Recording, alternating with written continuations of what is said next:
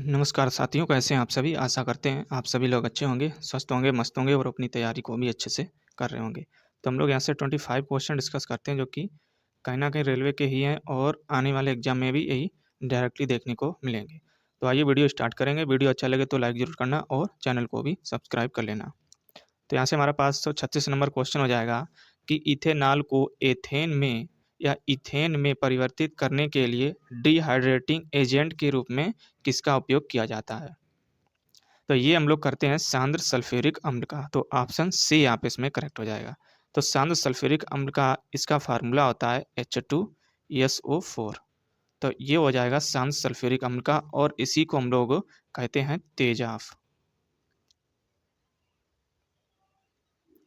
तो इसका नाम तेजाब और हो जाएगा, तो इसका यूज़ करते हैं। तो हम लोग इसके इंपॉर्टेंट फैक्ट डिस्कस करेंगे कि इथेनॉल को इथेन में परिवर्तित करने के लिए डिहाइड्रेटिंग एजेंट के रूप में सांद्र सल्फ्यूरिक अम्ल का यूज़ करते हैं। बढ़ेंगे अगले प्रश्न की ओर जो कि आपका कथन निष्कर्ष के रूप में आपका दिया गया है कि निम्नलिखित में से कौन-सा कथन अम्ल के बारे में सत्य नहीं है? तो यहाँ पे गलत कथन का आपको चयन करना है। तो ऑप्शन ए है कि यह जलीय माध्यम या तरल अवस्था में एच आयन का निर्माण करता है, तो ये आपका सही हो जाएगा। ऑप्शन बी है कि ये स्वाद में कड़वा होता है, तो ये आपका कैसा? कड़वा नहीं होता है लेकिन खट्टा होता है। तो अम्ल स्वाद में खट्टे होते हैं, कड़वे नहीं होते हैं। तो यही आपका गलत हो जाएगा और सी हो जाएगा कि यह नीले लिटमस को लाल में परिवर्तित कर देता है, ये भी सही हो जाएगा। तो यहाँ पे गलत कथन का चयन करना था, तो ऑप्शन बी आपका गलत हो जाएगा। तो क्वेश्चन आप देख सकते हैं कितना इंपॉर्टेंट है, ये 2 बार रेलवे ने इसी को रिपीट किया था, तो इसीलिए आपका ये मोस्ट इंपॉर्टेंट क्वेश्चन हो जाएगा। तो अम्ल तरल अवस्था में ये हाइड्रोजन आयन का निर्माण करते हैं और इनका पीएच मान 7 से कम होता है।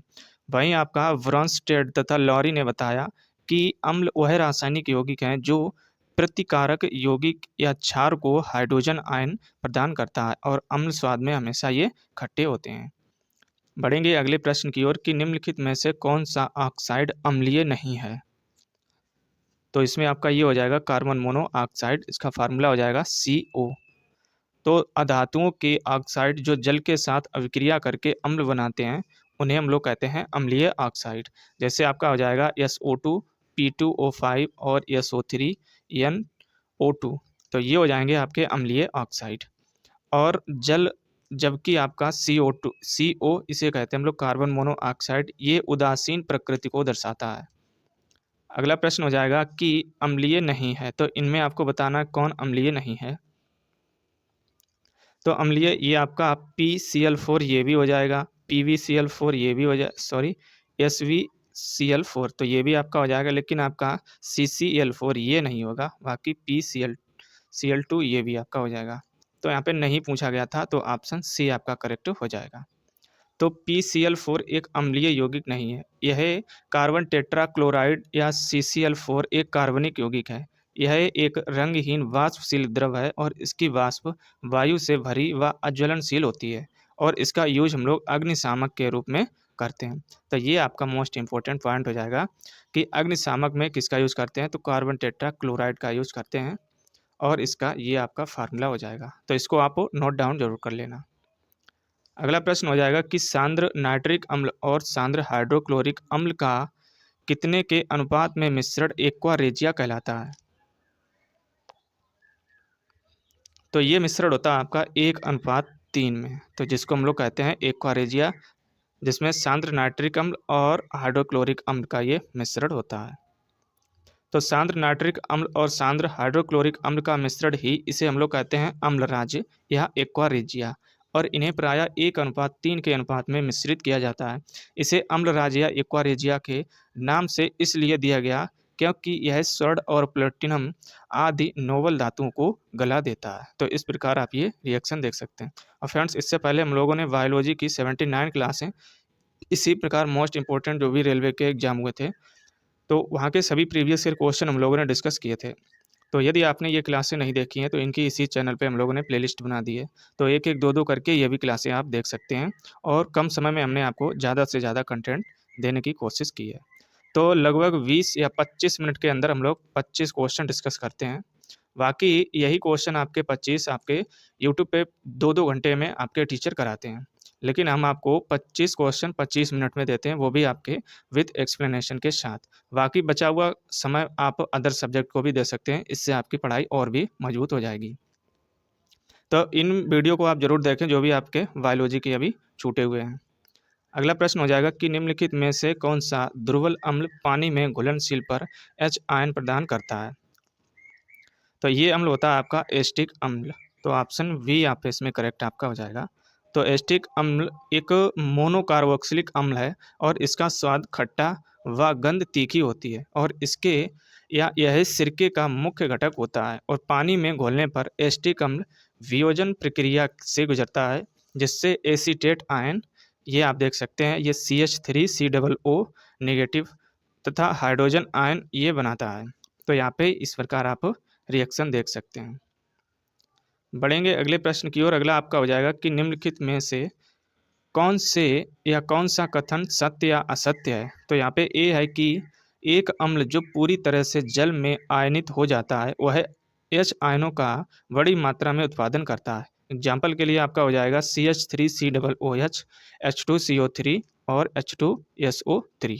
और कथन वी आपका हो जाएगा कि यह अम्ल या एक अम्ल जो आंशिक रूप से जल में आयनित हो जाता है वह H आयनों का कम मात्रा में उत्पादन करता है। एग्जाम्पल में आपका हो जाएगा कि HCl, H2SO4 और HN3। तो यहाँ पे हम लोग देखें कि यहाँ पे दोनों कथन आपके गलत दिए गए हैं, तो ऑप्शन वी यहाँ पे इसमें आपका करेक्ट हो जाएगा। तो प्रबल अम्ल वे अम्ल होते हैं जो पानी में मिलाने पर पूरी तरह H आयन और ऋण आयनों में बदल जाते हैं। जैसे आपका हो जाएगा HCl, H2SO4 और HNO3। और ये अम्ल पानी में घुलने पर अधिक मात्रा में H आयन देते हैं। और दुर्बल अम्ल वे अम्ल होते हैं जो पानी में मिलाने पर पूरी तरह H आयन और ऋण आयनों में नहीं बदलते हैं। जैसे आपके हो जाएंगे CH3COOH, H2SO3 और H2CO3। तो ये अम्ल पानी में अल्प मात्रा में H आयन देते हैं, अतः कथन 1 और 2 आपके दोनों गलत हो जाएंगे। मीन्स कथन में 2 आपका ये दिए गए हैं और पहले में ये दिए गए हैं, जबकि आपके पहले में ये होने चाहिए थे और दूसरे में ये होने चाहिए थे, तभी आपके दोनों कथन सही होंगे, लेकिन यहाँ पे आपको उल्टा दे दिया गया था। बढ़ेंगे अगले प्रश्न की ओर। अगला हो जाएगा कि निम्नलिखित में से कौन सा कथन अम्लों के बारे में सही नहीं है? तो ऑप्शन ए है कि अम्ल ये स्वाद में खट्टे होते हैं, तो हाँ ये आपका सही हो जाएगा। और बी है कि हाइड्रोजन और कार्बन डाइऑक्साइड और लवणों का उत्पादन करने के लिए धातु और बाइकार्बोनेट्स के साथ अभिक्रिया करते हैं, ये भी आपका सही हो जाएगा। ऑप्शन सी है कि धीमा उदासीनीकरण अर्थात एसिड प्लस बेस, तो ये आपका बनता है हाइड्रोजन प्लस सॉल्ट, तो ये आपका यहाँ पे गलत हो जाएगा। डी है कि जलीय माध्यम या तरल अवस्था में ये अचायन का निर्माण करते हैं, तो ये भी आपका सही हो जाएगा। तो यहाँ पे आपका गलत कथन पूछा गया था, तो सी आपका करेक्ट हो जाएगा। तो अम्ल ये स्वाद में आपके खट्टे होते हैं, तो इस प्रकार के क्वेश्चन हम लोगों ने कल वाली क्लास में अम्ल वाला चैप्टर उसको डिस्कस किया था। तो यदि आपने वो चैप्टर नहीं देखा है या वो क्लास नहीं देखी है तो पहले आपको वही देखनी चाहिए, तभी आपको ये वाली अच्छे से समझ में आएगी। और इससे पहले भी हम लोगों ने काफ़ी क्लासें डिस्कस की हैं जो कि केमिस्ट्री की काफ़ी इंपॉर्टेंट हो जाएंगी, तो उनकी हम लोगों ने अलग इसी चैनल पे प्लेलिस्ट बना दी है, तो उनको आप एक एक करके देख सकते हैं उनको भी। तो इनकी धातुओं से अभिक्रिया कराने पर हाइड्रोजन गैस मुक्त होती है और अम्ल ये क्षारों से अभिक्रिया करके लवण व जल बनाते हैं, और ये धातु कार्बनों या बाइकार्बोनेट से अभिक्रिया करके लवण, कार्बन डाइऑक्साइड व जल बनाते हैं। और ये संक्षारक प्रभाव रखते हैं, अर्थात इनके संपर्क में कपड़ा, लकड़ी, धातु इत्यादि आते हैं तो ये नष्ट हो जाते हैं। और ये सभी अम्लों के गुण हैं, जबकि अम्ल और क्षार की अभिक्रिया बहुत तीव्र होती है, जो कि उदासीनीकरण का एग्जाम्पल होती है। तो उदासीनीकरण की अभिक्रिया आपके एग्जाम में पूछी भी जाती है, तो इनको आपको याद रखना है। बढ़ेंगे अगले प्रश्न की ओर कि यहाँ पे कहा गया है कि अम्ल के संबंध में निम्न में से कौन सा कथन गलत है? तो यहाँ पे आपको गलत कथन का चयन करना है। तो ऑप्शन ए यहाँ पे हो जाएगा कि अम्ल धातु ऑक्साइडों से अभिक्रिया कर लवण और जल प्रदान करते हैं, तो अभी हम लोग इंपॉर्टेंट फैक्ट डिस्कस किए थे, ये आपका सही हो जाएगा। ऑप्शन बी है कि अम्ल क्षार से अभिक्रिया कर लवण में वृद्धि करते हैं, जिसे अवघटन अभिक्रिया कहा जाता है, तो यही आपका गलत हो जाएगा। यहाँ पे अवघटन अभिक्रिया नहीं कहते हैं, इसे कहते हैं उदासीनीकरण अभिक्रिया। तो वे पदार्थ जो अपने जलीय विलयन में हाइड्रोजन के आयन उत्पन्न करते हैं उन्हें हम लोग अम्ल कहते हैं, यथा हाइड्रोक्लोरिक अम्ल और एस्टिक अम्ल, नाइट्रिक अम्ल आदि ये हो जाएंगे। और अम्ल सक्रिय धातु ऑक्साइडों से अभिक्रिया करके जल और लवण प्रदान करते हैं एवं अम्ल धातु कार्बोनेट और धातु हाइड्रोजन कार्बोनेट से अभिक्रिया कर ये कार्बन डाइऑक्साइड गैस का प्रदान करते हैं और अम्ल और क्षार की वापसी अभिक्रिया से लवण और जल का निर्माण होता है और इस अभिक्रिया को कहते हैं हम लोग उदासीनीकरण अभिक्रिया या और यहाँ पे कहा गया था इसे कहते हैं हम लोग अपघटन अभिक्रिया। तो इसीलिए ये आपका गलत हो जाएगा। बढ़ेंगे अगले प्रश्न की ओर। अगला प्रश्न आपका जो न्यूमेरिकल टाइप में पूछा गया है कि एक मिश्रण में लवण एवं अम्ल का अनुपात 5:7 है। यदि मिश्रण का भार 360 ग्राम है तो इसमें मौजूद अम्ल का भार कितना होगा।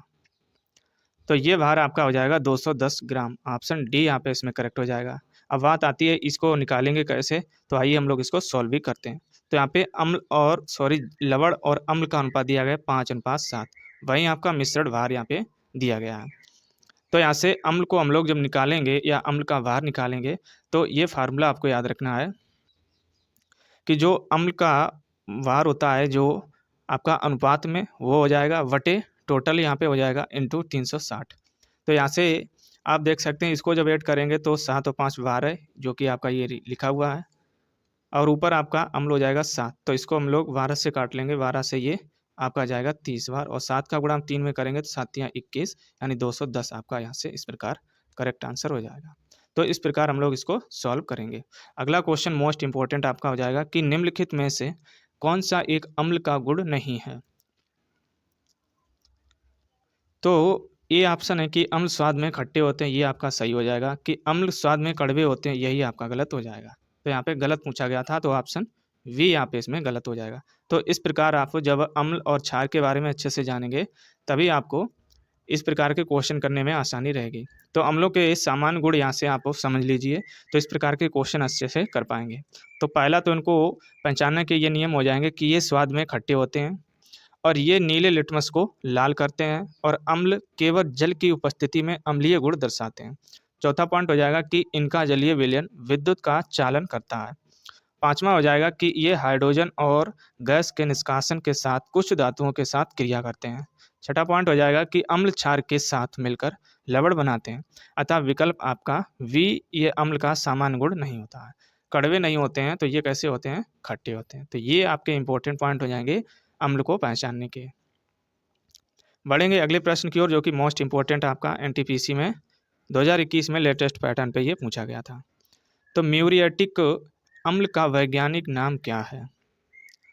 तो इस प्रकार के भी क्वेश्चन आपके एग्जाम में अम्ल चैप्टर से रिलेटेड पूछे जा सकते हैं। और फ्रेंड्स यही क्वेश्चन है जो कहीं ना कहीं आपके एग्जाम में पूछे ही जाते हैं क्योंकि इनमें कोई चेंजमेंट नहीं होने वाला है, ना तो ऑप्शन में और ना ही क्वेश्चन में। तो इसीलिए इन क्वेश्चनों पे आप अच्छे से नज़र रखिए।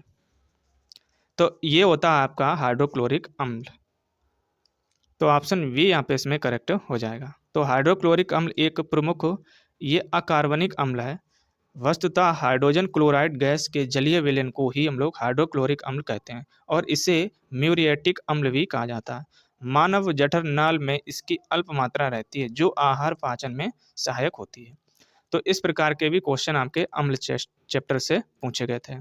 तो अम्ल चैप्टर से इस प्रकार के ही क्वेश्चन अभी तक बने हुए हैं और अब हम लोग एक नए चैप्टर की ओर बढ़ेंगे जिसका नाम हो जाएगा क्षार। तो क्षार क्या होता है, तो इस प्रकार यहाँ से किस प्रकार के क्वेश्चन आपके एग्जाम में बने हुए हैं उनको भी हम लोग डिस्कस करेंगे। तो अम्ल वाला चैप्टर ये आपको पिछले जो क्लास हम लोगों ने ली थी वहाँ पे आपको शुरुआत से देखना होगा। तो आइए हम लोग इसको भी डिस्कस करेंगे। तो 548 नंबर यहाँ से क्वेश्चन हो जाएगा कि इनमें से कौन सा विलयन पीएच पेपर को नीला कर देता है। तो ये होता है आपका सोडियम हाइड्रो ऑक्साइड, ये पीएच पेपर को नीला कर देता है। तो इम्पोर्टेंट क्वेश्चन है आपका 2022 में ग्रुप डी में ये पूछा गया था। तो सोडियम हाइड्रो ऑक्साइड का विलयन ये एक क्षारीय विलयन होता है जिस कारण यह लाल लिटमस पेपर को नीला कर देता है। तो लाल यदि आपका पहले आ जाए और बाद में नीला आ जाए तो ये होता है क्षार का गुण, और नीला पहले आ जाए और बाद में ये लाल कर दे तो ये होता है अम्ल का गुण। तो इस प्रकार आप जब अम्ल वाला चैप्टर अच्छे से पढ़ के आएंगे तब आपको यहाँ पे रिलेट करने में आसानी रहेगी और अच्छे से समझ में आएगा।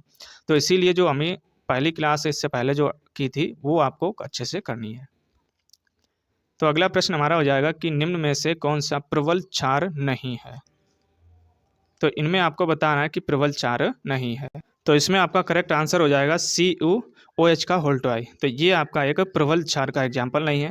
बाकी VaOH का होल्टोआई ये भी हो जाएगा, LiOH ये भी हो जाएगा और NH4OH ये भी हो जाएगा, लेकिन आपका ए ये नहीं होगा। तो ऑप्शन ए यहाँ पे इसमें करेक्ट हो जाएगा। तो उपरोक्त में CuOH का होल्टोआई ये आपका इसका रासायनिक नाम हो जाएगा कॉपर हाइड्रोक्साइड। यह एक दुर्बल क्षार है और इसे हम लोग क्यूप्रिक ऑक्साइड भी कहते हैं और इसका यूज हम लोग कवकनाशी के रूप में करते हैं और कॉपर हाइड्रोक्साइड और कॉपर सल्फेट के मिश्रण का यूज हम लोग कीटनाशकों के रूप में भी करते हैं। अगला प्रश्न मोस्ट इंपॉर्टेंट ये भी हो जाएगा कि टूथपेस्ट प्रकृति में सामान्यता क्या होता है, या इनकी प्रकृति ये कैसी होती है। तो इनकी प्रकृति ये मूलतः आपकी क्षारीय होती है। तो ऑप्शन यहाँ पे सी करेक्ट हो जाएगा। तो जो भी हम लोग टूथपेस्ट करते हैं उसकी प्रकृति ये होती है आपकी क्षारीय। तो इस प्रकार के भी क्वेश्चन आपके यहाँ से पूछे जा सकते हैं। तो टूथपेस्ट प्रकृति में ये सामान्यतः क्षारीय होता है क्योंकि हमारे मुंह में कुछ प्रकार के अम्ल पाए जाते हैं और टूथपेस्ट में उपस्थित क्षार इन अम्लों को उदासीन कर देता है। तो सबसे पहले आपको ये जानना है कि अम्ल और प्लस और क्षार ये जब भी आपस में क्रिया करते हैं तब बराबर में आपका बनता है लवण। तो ये आपको याद रखना है। अम्ल और क्षार जब क्रिया करते हैं तब आपका बनता है लवण, या इसी को कहते हैं हम लोग उदासीन। मीन्स ये एक दूसरे को खत्म कर देते हैं। अगला प्रश्न हो जाएगा कि मिल्क ऑफ मैग्नीशिया में डुबोने पर पीएच पेपर का रंग हल्का नीला हो जाता है। तो यह दर्शाता है कि मिल्क ऑफ मैग्नीशिया कैसा होता है। तो ये होता है आपका दुर्बल क्षारक। तो ऑप्शन वी यहाँ पे इसमें करेक्ट हो जाएगा। तो मिल्क ऑफ मैग्नीशिया में डुबोने पर पीएच पेपर का रंग ये हल्का नीला हो जाता है। तो इससे यह दर्शाता है कि मिल्क ऑफ मैग्नीशिया ये दुर्बल क्षारक हो जाएगा। अगला प्रश्न हो जाएगा कि धातु ऑक्साइड ये सामान्यतः प्रकृति में किस प्रकार पाए जाते हैं। तो धातु के ऑक्साइड ये हमेशा आपके क्षारीय अवस्था में पाए जाते हैं। तो ऑप्शन यहाँ पे ए आपका करेक्ट हो जाएगा। तो धातु ऑक्साइड ये सामान्यतः क्षारीय प्रकृति के होते हैं, जबकि आपके अधातुओं के ऑक्साइड ये हमेशा अम्लीय प्रकृति के होते हैं। बढ़ेंगे हम लोग अगले प्रश्न की ओर कि जब सोडियम बाइकार्बोनेट को पीएच पेपर की पट्टी पर रखा जाता है तो पट्टी का रंग कैसा हो जाएगा। तो पट्टी में आपका ये कोई परिवर्तन नहीं होगा। तो ऑप्शन यहाँ पे वी आपका करेक्ट हो जाएगा। तो जब सोडियम बाइकार्बोनेट को पीएच पेपर की पट्टी पर रखते हैं तो उसमें आपका कोई कलर में परिवर्तन नहीं होगा। तो इस प्रकार के भी क्वेश्चन आपके एग्जाम में बने हुए हैं। तो जब सोडियम बाइकार्बोनेट को पीएच पेपर की पट्टी पर रखा जाता है तो पट्टी का रंग आपका अपरिवर्तित रहता है या उसमें कोई परिवर्तन नहीं होता है। अगला प्रश्न मोस्ट इंपॉर्टेंट आपका हो जाएगा, आरआरबी जेईई 2019 में पूछा गया था कि निम्नलिखित में से कौन सा क्षार नहीं है। तो पहला ऑप्शन है NH4OH, ये आपका एक क्षार होता है। वी हो जाएगा C2H5OH, ये आपका क्षार नहीं है। NaOH ये भी क्षार हो जाएगा और KOH ये भी क्षार हो जाएगा। लेकिन यहाँ पे पूछा गया क्षार नहीं है, तो वी वाला जो है ये आपका क्षार नहीं होता है। और इसका आपका रासायनिक नाम की बात करें ये हो जाएगा आपका एथिल एल्कोहल। तो यहाँ से इसको फार्मूले को और इसका रासायनिक नाम इसको नोट डाउन जरूर कर लेना। बढ़ेंगे सीधे अगले प्रश्न की ओर कि क्षार ये सार्वत्रिक सूचकों के रंगों को किस में रंग या किस रंग में ये बदल देते हैं। तो क्षार अभी हम लोग डिस्कस किए थे कि ये आपके लाल कलर को ये किस में चेंज कर देते हैं, ये नीले कलर में चेंज कर देते हैं। तो लाल से नीला ये आपका गुण होता है क्षार का, तो ये नीले में परिवर्तित कर देते हैं। वहीं आपका पूछा जाए कि अम्ल किस में परिवर्तित करते हैं, तो ये नीले को लाल में परिवर्तित करते हैं। तो इस प्रकार ये एक दूसरे से रिलेट रहते हैं। तो क्वेश्चन आपको देखने में छोटे लग सकते हैं, लेकिन आपको ध्यान रखना होगा यही क्वेश्चन छोटे छोटे आपके एग्जाम में पूछे जा सकते हैं जिन पे कोई भी ध्यान नहीं देता है। अगला प्रश्न हो जाएगा कि निम्नलिखित में से कौन सा एक प्रकृति क्षारीय का है, या इसकी प्रकृति क्षारीय हो जाएगी। तो यहाँ पे हम लोग देखें कि HCl, तो HCl ये भी आपका ये अम्ल का होता है, तो ये आपका नहीं होगा। HNO3 ये भी आपका अम्ल होता है, ये भी नहीं होगा। H2SO4 ये भी आपका एसिड होता है, ये भी नहीं होगा। NaOH ये आपका एक क्षारीय प्रकृति का होता है। तो ऑप्शन डी यहाँ पे इसमें करेक्ट हो जाएगा।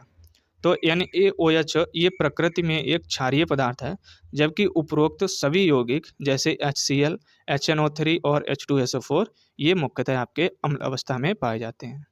बढ़ेंगे हम लोग अगले प्रश्न की ओर कि निम्नलिखित में से विषम की पहचान करें। तो यहाँ पे विषम आपको बताना है और क्वेश्चन इंपॉर्टेंट आपका एलपीएन टेक्नीशियन में पूछा गया था। तो अभी तक जो भी रेलवे के एग्जाम हुए हैं वहाँ के सभी क्वेश्चन हम लोग यहाँ से डिस्कस करते हैं। तो वीडियो अच्छा लगे तो लाइक ज़रूर करना, और ये जो क्वेश्चन आपके इनको आपको कैसा लगता है ये आपको ज़रूर कमेंट बॉक्स में वीडियो के लास्ट में ज़रूर बताना। कंटेंट आपको कैसा लगता है और पढ़ाने का तरीका कैसा लगता है। और कम समय में पूरे यूट्यूब पे आप देख लेना कि 25 मिनट में हम लोग यहाँ से 25 क्वेश्चन डिस्कस करते हैं, और यही 25 क्वेश्चन आपके बड़ी बड़ी संस्थाओं में 2-2 घंटे में आपके कराए जाते हैं। तो हम नहीं चाहते आपके ये जो बचता हुआ टाइम है 25 मिनट के बाद आप अदर सब्जेक्ट पे दे देंगे तो अन्य बच्चों के अपेक्षा आपके ज़्यादा ही नंबर आएंगे। तो इसीलिए आपको कम समय में आपको बेहतर तैयारी करनी है। और यदि आपके पास कोई भी बुक है साइंस की तो वहाँ से आप इसी प्रकार के चैप्टर वाइज चैप्टर आप थ्योरी भी वहाँ से पढ़ लिया करें और क्वेश्चन हमारे साथ में यहाँ से डिस्कस कर लिया करें, तब आपकी तैयारी और वेस्ट हो जाएगी। तो कोई भी आपके पास बुक है यदि साइंस की तो वहाँ पे आप चैप्टर वाइज थ्योरी डिस्कस करिए अपनी, और यहाँ पे हम लोग chapter wise chapter question discuss करते हैं। तो यहाँ पे करेक्ट आंसर की बात करें विषम आपका हो जाएगा जिंक हाइड्रो ऑक्साइड। तो यहाँ पे ऑप्शन डी आपका करेक्ट हो जाएगा। तो NaOH और CuOH का होल टू आई और NH4OH ये आपके हो जाएंगे क्षारीय प्रवृत्ति के या क्षारीय प्रवृत्ति के। वहीं आपका ZnOH का होल टू आई ये आपका उभयधर्मी आपका एक हो जाएगा, तो इसलिए यही आपका अलग हो जाएगा। बढ़ेंगे अगले प्रश्न की ओर। अगला हो जाएगा कि धात्विक ऑक्साइड की प्रकृति क्षारीय होती है, अर्थात वे अम्ल से प्रतिक्रिया करके लवण और जल का निर्माण करते हैं। निम्नलिखित में से उस धात्विक ऑक्साइड को बताएं जो अन्य से भिन्न है। तो अलग आपको यहाँ से छांटना है कौन सा अलग हो जाएगा। तो यहाँ से ये हो जाएगा आपका Al2O3, तो सी ऑप्शन यहाँ पे करेक्ट आपका हो जाएगा। तो धातुओं के ये क्षारीय ऑक्साइड जल से अभिक्रिया करके क्षार का निर्माण करते हैं अथवा अम्ल से अभिक्रिया करके ये लवण का निर्माण करते हैं। तो जैसे आप यहाँ से देख सकते हैं कि Na2O CaO एवं MgO, तो ये हो जाएंगे आपके इम्पोर्टेंट। वहीं आपका 2CaO प्लस यहाँ से ये रिएक्शन देख सकते हैं जो कि आपकी क्षार हो जाएगी, और इस प्रकार MgO Na2O और CaO ये क्षारीय ऑक्साइड आपके हो जाएंगे। जबकि आपका अल्मोनियम ऑक्साइड ये अम्लीय और क्षारीय ऑक्साइड दोनों प्रकार का व्यवहार करता है, इसीलिए हम लोग इसको कहते हैं उभयधर्मी। तो यहाँ से इसी प्रकार ये आपका अलग हो जाएगा।